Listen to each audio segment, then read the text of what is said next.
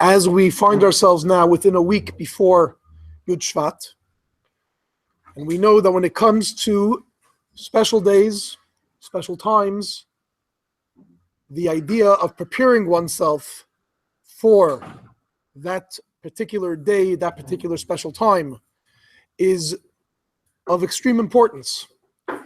Kohen Gadol before Yom Kippur, we know a week before, would be set aside, he'd prepare himself. Shloshim Yom Koydem HaChag, we're told, or as some of you are learning, according to other opinions, 2 weeks before a Chag, we are meant to learn and to ask and to inquire about the halachas of the Chag.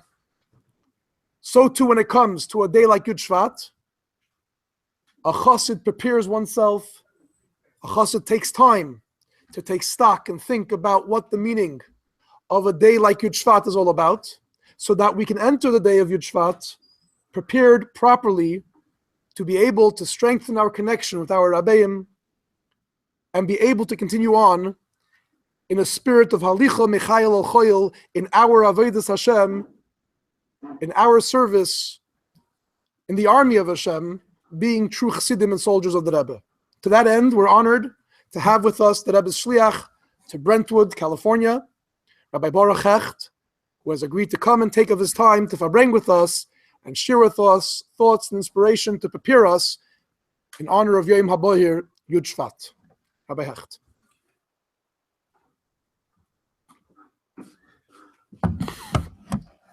Good morning, everybody. Good morning. Those of you watching from around the world, if you can't hear, please let Label Cohn know, and he'll let us know here if you can't hear us. I want to start with a story. A number of years ago, I was, whenever I traveled to the Rebbe, always, you come to the Rebbe, you can't come to the Rebbe empty-handed. So the achana, traveling to the Rebbe, is to try to find the Yid on your trip to put on tefillin with. Usually I fly either night flight, so I have to catch somebody at the end of the plane, etc. when I'm going. This particular time, I guess, I don't even remember the reason, maybe probably the fares were cheaper. I was flying in the afternoon. It was a winter time, this time of year, so I knew that I had to catch somebody in the terminal here at Los Angeles. Otherwise, by the time I get on the plane, it's going to get dark. Particularly, the flight was delayed. So even if I had any chance of getting somebody on the plane, this wasn't going to work. So I'm walking around the terminal, and everybody there is not Jewish. Here and there, there's empty seats, but there's nobody around. So I go and I sit down, and I start to say my Rambam. And there's an empty seat near me, but there's a lot of empty seats. The guy walks up to me, a Fruma Yid, and he says he has to use the restroom. Can I watch his bags while he's gone? I said, no, this is not a guy I'm going to put on film with. He takes the bag. I take his bags. When he comes back, instead of sitting down next to me, which would have been normal, no, he takes his bags, he walks away. All of a sudden, a guy comes, sits down right next to me. And now it's late because they said that the flight is boarding in like 15 minutes. They're finally going to board, even after the delay. So I turn around to this fellow and I say to him, hello. He says, hi. So you're from here? No, I'm from New York. So I said, did you put on film today? I didn't even bother asking him if he was Jewish. I just knew he sat down over there. So he looks at me, he goes, I don't think so. I don't think so. I said, well, just a second. Here's how this conversation is going to go. I'm going to ask you to put on tefillin, and you're going to say, I don't really want to do this. And I'm going to say, why not? You have nothing else to do anyway. And you're going to say, I'm not really into that kind of thing. And I'm going to say, yeah, but you should do it anyway. And you're going to say, please, I don't think this is something I want to bother with. I don't stand for it. It's not my kind of thing. I'm vegetarian. Whatever it is you're going to say. And in the end, I'm going to turn around. I'm going to say to you, listen, mister, you could have sat down anywhere you wanted in this entire terminal. And by the way, while I'm doing this, having this conversation back and forth with myself, looking at him, it occurs to me, any second now I'm going to get arrested. I know this is going to happen because people are going to look at me like I'm a shugana. And I said to him, but eventually what's going to happen is this. You have a grandfather who's sitting someplace in heaven. And your grandfather made you come sit down next to me right now in this airport terminal. And your grandfather's looking down from heaven, and he knows I asked you to put on tefillin, and he knows that we just had this whole conversation, which only I had, and he heard the whole conversation, and your grandfather is saying to you, why not? Why not? And I stopped and I looked at him. The guy got up, took off his jacket. He had a coat. It was winter. He took off his coat. He took off his jacket. He rolled up his sleeve, and we put on tefillin. Now, why did I tell you this story? This year, Yud Shevat, we're learning Perek Yud of Basi Lagani, Perek Zayin. In Perek Zayin, the Rebbe talks about the letter Yud. That's why I said Yud. And differentiates between two letters in the Hebrew alphabet, a Dalid and a Resh. And the Rebbe says both of them mean the same thing. They both mean poverty. Dalid is from the word dalus, which means to be poor. And Resh is from the word rosh. V'la rosh ein koil, someone who's impoverished, someone who is destitute, has nothing. And the Rebbe points out the word koil. That koil is the totality when Yaakov Avinu says to Esav, Yeshli koil. And what it speaks to is the connection of the supernal worlds and the lower worlds, bringing them both together, making them one. And the Rebbe says, how is that achieved? That's achieved through the bittel of Yud. And that's what makes the Dalit different than the Resh. The Dalit has a little Yud on the back of it at the top.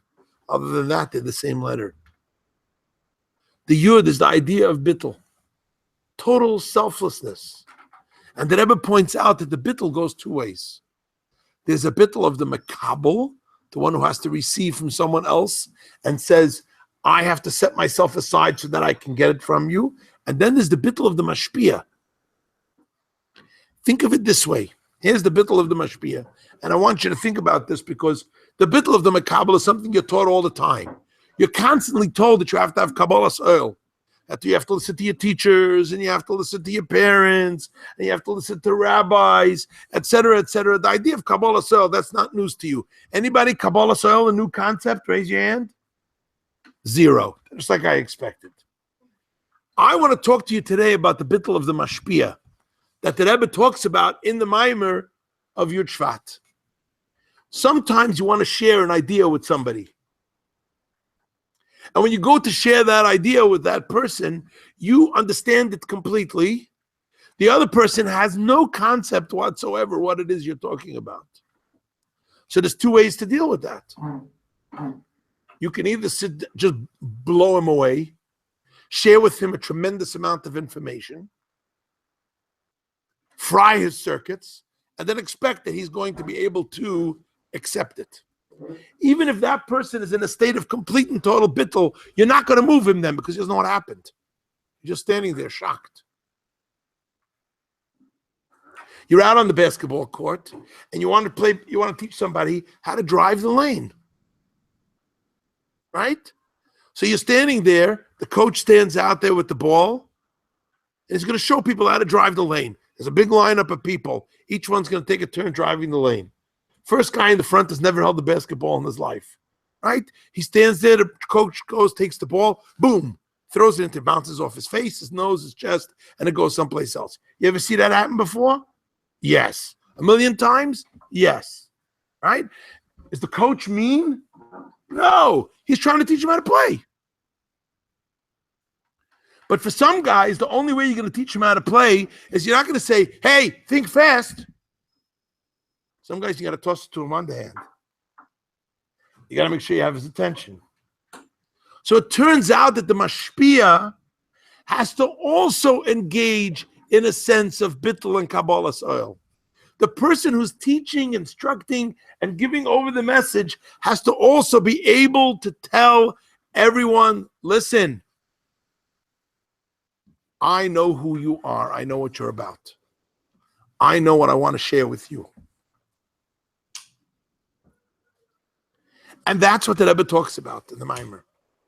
The Rebbe talks about the Yud that's on the back of the Daled and makes that our mission this year. And says what every single one of us has to do is the manner in which we reach out to others, the manner in which we have obviously, so everybody has obviously Yisrael. I saw yesterday a video of the Rebbe where the Rebbe stops to talk to somebody totally out of the blue. Middle of a Fabrengen, and the Rebbe has a conversation with somebody about his kid and dormitory and this and that, etc. And people are really Wow, the Rebbe stopped to talk to this person about something very simple in his life. Is it wow? What's so wow about that? The Rebbe has obviously so. Why wouldn't he? You follow my question? What would the Rebbe expect from you? Would the Rebbe expect from you to stop and talk to somebody? Yeah. So why should we make a big deal out of the fact that the Rebbe takes the time to talk to somebody with Avos Yisrael and reach out to them? Why is that such a big deal? The reason it's a big deal is because for the Rebbe, who's so far above the rest of us, it takes such an effort to create tzimtzum, to contract himself, to be able to interact with somebody who thinks on a completely different level. The Rebbe, who's controlling the entire world, can't, under normal circumstances, interact with you on your low level. So think about that yourselves for a moment. Think about the effort that every single one of us has an obligation to put forth on a daily basis to reach someone else. How do you interact with somebody else? Whether it's the way you play basketball with them, the way you study Gemara with them, right? Big test is coming up on Gemara. Or a big test is coming up in Chidon. And you're acing it. You've got it all. You've got it down. You've got the Gemara, the Rashi, the Tosfos. You know the Mefarshim. You're ready to rock and roll. And then you have a friend. You're going to sit down. You're going to try to learn with him. And the guy doesn't know anything. He can't get past Abaya and Rava. There's nowhere to begin. So there's a part of you that says, listen, I would love to help you, but I can't even relate to you. I'm not in the same universe as you are. We don't operate in the same planet. So the Maimer says that in order for there to be able to be koil bashamayim uva aretz, koil meaning unity, is a reference to the letter Yud, and that unity brings together shamayim and aretz, the supernal worlds and the lower worlds. The only way to be able to do that is for you to be able to have bittel yourself, for you to be able to be mitzamtzim yourself so that you can interact. I'll tell you a story. It happened to me many, many years ago. I just got married. I was in Koilel. I was living in New York. And my father-in-law, Rabbi Kunin, calls me. It's 12 o'clock midnight. He calls me on the phone. It's midnight in New York, and he tells me that the daughter of a very big donor to Chabad of California is in the Waldorf Astoria Hotel in Manhattan, and she's threatening to kill herself. So Rabbi Kunin calls me on the phone, and he says, it's the middle of the night, freezing cold in New York, I have to go and talk her out of it. So my wife and I both get dressed. It's midnight. We get dressed. We call a taxi cab. There was no Uber. We call a taxi cab, and we go to Manhattan. On the way going to Manhattan, my wife says to me, what are we going to say to this woman? What are we going to tell her? What kind of a conversation? And I said to my wife, just leave this to me. She said, what does that mean, leave it to you? I said, you have to understand, only a Meshugana can talk to a Meshugana. So you're going to have to leave this to me. So we come to the hotel, and we're in the lobby, and we call up to her room. And someone had already called her and told her that we were on our way. So she was expecting us. We came upstairs to her room, and we sat down. And we sat and talked for an hour and a half straight. My wife was sitting there, and I was talking to her. If you ask me anything that I talked about in that conversation, I have no idea. If you ask me if anything made sense in the conversation we had with each other, I don't remember what we talked about. She was talking, and I was reacting, and it seemed to be whatever I was saying to her made sense to her. So I just kept listening, and she kept talking. I had no idea what she was talking about, and certainly I had no idea what I was talking about because I didn't know what she was talking about, so I for sure didn't know what I was talking about. My wife was watching this the whole time like somebody watching a tennis match, going like this, back and forth. And after an hour and a half, it was a little bit later, by now it was like 2:15 in the morning, 2:15 a.m., I told her, you know what? I think you got to come with us. She says, what do you mean? Where are we going? Let's come to Brooklyn, to my apartment. So she said, okay. She checked out at a hotel. Needless to say, she had already been through 2 bottles of mashpia. It was already ganz fine what was going on. And we checked out at a hotel. We brought her back to our apartment in Crown Heights. And by now it was like 5 o'clock in the morning, 4 or 5 o'clock in the morning. And I said, okay, we have to figure out what we're going to do with you. I called her parents, who don't live in California. They lived in another state. And I said, what would you like me to do with her? They said, could you just get her a ticket to fly home? There's no online in those days. I said, okay, no problem. What airline usually goes to your city? They told me. I called, I made reservations, and I said to the father, do I need to travel with her on the plane? Is she going to be okay? He says, why don't you, that'll be your decision. I have to make a life and death decision. I'm 24 years old. I should make the life and death decision. So I look at her and I say to her, whatever your name is, I'm not going to say what her name was. Are you going to be okay? You think you can get on this plane by yourself? Are you going to be okay? She says, no, I'm fine. It's okay. We packed her up, breakfast and lunch for the plane, called a cab. I'd gotten her a ticket. I'd called the airline. I sent her off. By the time I got rid of her, it was like 7:15. I went to the mikveh and came to Chassidus at 8 o'clock after being up the whole night with her. I came inside, my chavrusa looks at me in the koil and goes, oh my, you don't look good. I said, I told you what I did last night. You never believe it. So it turns out, not a mashugana can read in some mashugana. Somehow, I'm not sure what the conversation was, but somehow I got her to not commit suicide. I talked her out of it. Now I want you to think about that for a minute. Especially those of us that are here in Southern California. Everybody here in Southern California has an image to protect. You have a way that you want to be perceived. You want to be seen in a certain way by your friends, by your family, by your teachers, etc. Are you afraid to let that guard down? The Rebbe has no problem interacting with anybody. The Rebbe, who's so far above all the rest of us looking down on the rest of the world, has no challenge being able to interact with somebody who walks up to the Rebbe by dollars and asks the Rebbe, I don't know if you saw that video, as a Yid comes to the Rebbe by dollars, he tells the Rebbe that he figured out how to bring Mashiach. All you need to do is get everybody to keep Shabbos. Did you see that clip? I saw it years ago. He says he's a Meshulach who collects money for a yeshiva in Eretz Yisrael, and he travels all over the place, very loud, screaming like this, with both his arms waving back and forth right in front of the Rebbe. And he's clearly doesn't necessarily have a full deck. But the Rebbe is looking at him totally serious. And the Rebbe is listening to every single word he says.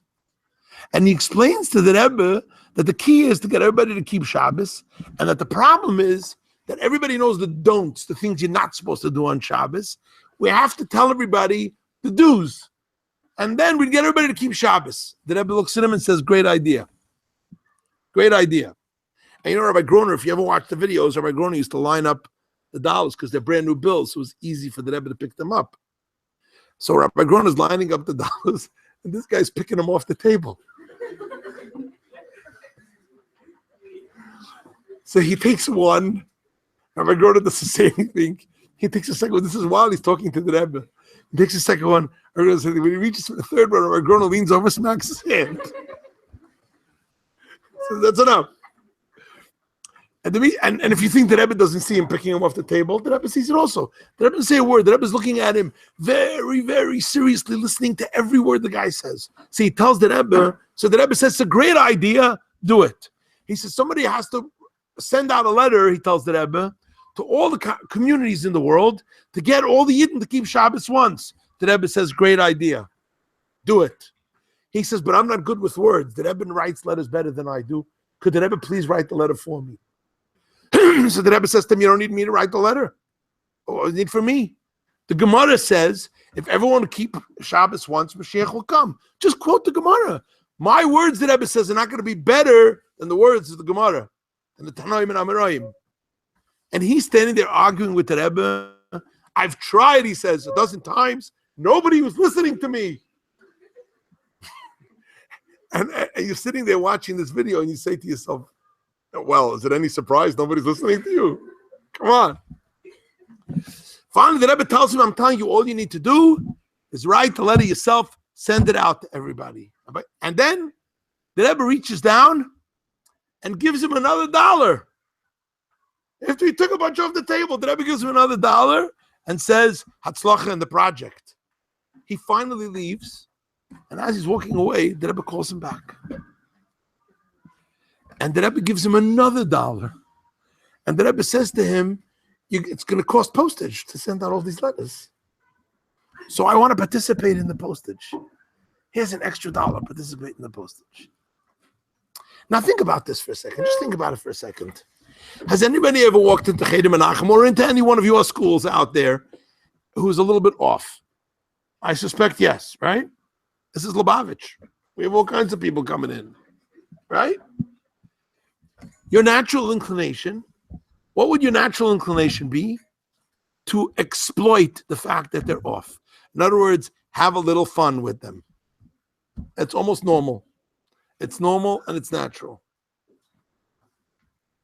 And here the Rebbe takes a guy who's a little bit off, who says he's a meshulach who collects money for yeshiva in Israel.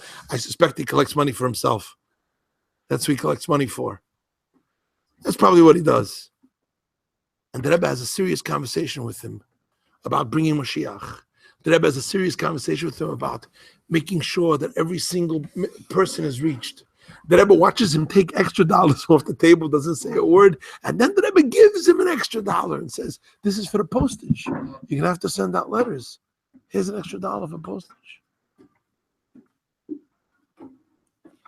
That, the Rebbe says in the Maimer, is the bittel of the mashpia, the Yud that stands behind the Dalid. That makes a difference between L'Rosh Ein Koil, someone who's impoverished, nothing's ever good enough. Esav is Yeshli Roiv, the Rebbe says in the Maimer. And what is that a reference to? Never have enough. It's not enough. You know, you look at it, I got a brand new phone. I got a Galaxy S5. I came home and my kids told me, are you kidding? Are you kidding? I thought I was a hit. Huh, I got the 5.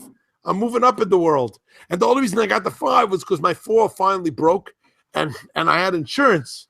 And they didn't have another 4 to send me. That's how old the 4 is, I guess, ancient history. So they sent me a 5. That's how I upgraded to the S5.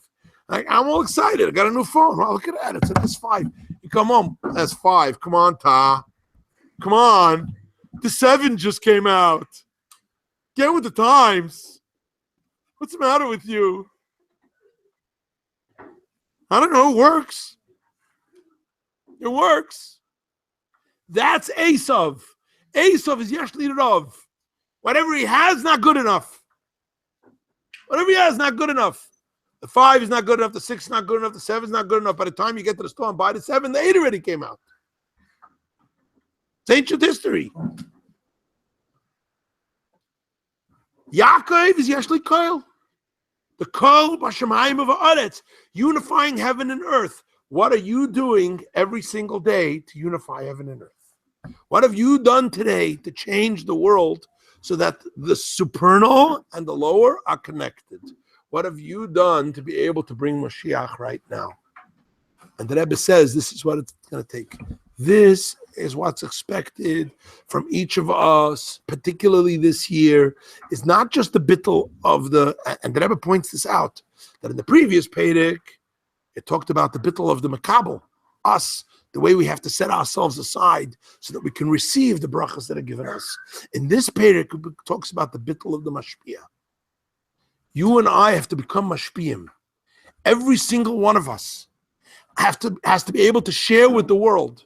Whether it's with a friend, a classmate, a relative, a neighbor, someone you come in contact with, you bump into on the street.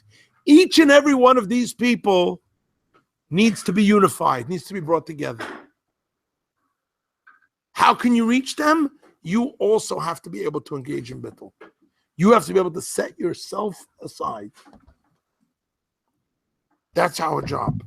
Think like they think. Think What inspires other people? Think about what it's going to take to be able to reach another Jew. I'm 2 minutes away from my time is up.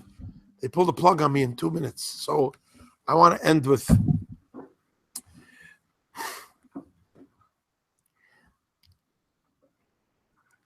I have a guy in my shul who's was diagnosed many years ago when he was a kid on the autistic spectrum. A very, very intense soul. A very, very, very, very intense soul. Loves the Eibishter, loves Torah, etc. But he's a little bit autistic. Anyway, one day in the summer, I get a call. It's the afternoon. And it's a bunch of guys. I could hear them. A bunch of guys. They're at the beach. They want to know what time mincha is. Clearly, these are Bachrim from a frum background. Just be careful what we say online. Bachrim from a frum background, totally frum, and they're at the beach in the summer. They came to California. They want to know what time mincha is. So I tell them what time mincha is. So they show up, 4 guys. They come walking in, baseball caps, shorts, tank tops, etc. And I, because I have a trained eye for this kind of stuff, I could tell this is not their background. In other words, this is not what they normally look like. They're yeshiva bachrim. Not Lubavitch yeshiva bachrim, but they're yeshiva bachrim. They come walking into the shul in flip-flops, shorts, no tzitzis. I couldn't believe they weren't wearing tzitzis. That was like really shocking to me. But they can walk into the shul for mincha. And they want to make sure that we're going to do mincha before Shkia. Give me a break. Anyway, this Yid, who's about tshuva, grew up totally reformed, who's on the autistic spectrum, he sees these 4 guys walk in. He gets up from his seat and he walks over to them. Gentlemen, did you put on tefillin today? And they all look at him. They don't know, because he has a beard now. So they don't know if he's making fun of them. They can't figure out what he's doing. They can't figure out what he's doing. They're looking at, first they're angry, then they're shocked, and they don't know what to say, right? So finally they looked over at me. Needless to say, I'm double over laughing. Ah, look at that. You didn't think you were from. Look at that. Look at the effect you had. Right? But he walked over, he asked them, Betmimus. Purity of spirit. He sees people walk in to him. I don't know, they're wearing baseball caps backwards, tank tops, no tzitzis on, whatever. Probably they didn't put on tefillin. He goes over and asks them to put on tefillin. We have to become that bittel of the mashpia. Don't be afraid to reach out to everyone you come in contact with, to inspire them. This is what the Rebbe has empowered you. You're learning in Lubavitch Cheder. The Rebbe has empowered you to be able to conquer and overcome all of those challenges, to be able to be the mashpia, to be able to set yourself aside, to reach and touch the heart of every single Yid. Let's do this. There is no way we can tolerate the notion, Yud Shevat, Tafshin Ayin Zayin, and we're still in Golus. It's unacceptable, but only we can finish it. Only we can achieve that bittel of the mashpia. Only we can achieve that union. So I want to wish you great atzlacha. And the hachana, as Rabbi Greenbaum pointed out, preparing yourself for Yud Shevat, you should be ready the way you're supposed to be ready. And be ready for a Yud Shevat like you never saw before, because the Rebbe himself is going to Fabreing, and the Rebbe is going to take us out of Golus, and should happen, take you from Yad Mamish. Amen. Thank you for inviting me. Thank you, Rabbi Hecht.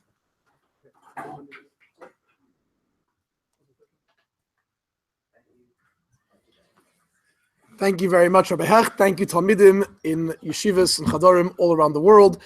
Much hatzlacha in our hachanas for Yud Shevat, and the Rebbe shall helfen that we should be zoiche ready before Yud Shevat, to, as the Rebbe finishes off the Maimer of Basi Lagani, niske zenzach mit Rebbe do lamata masar tzvachen v'hu yigaleinu. Talmidim and Cheder Menachem, just one moment.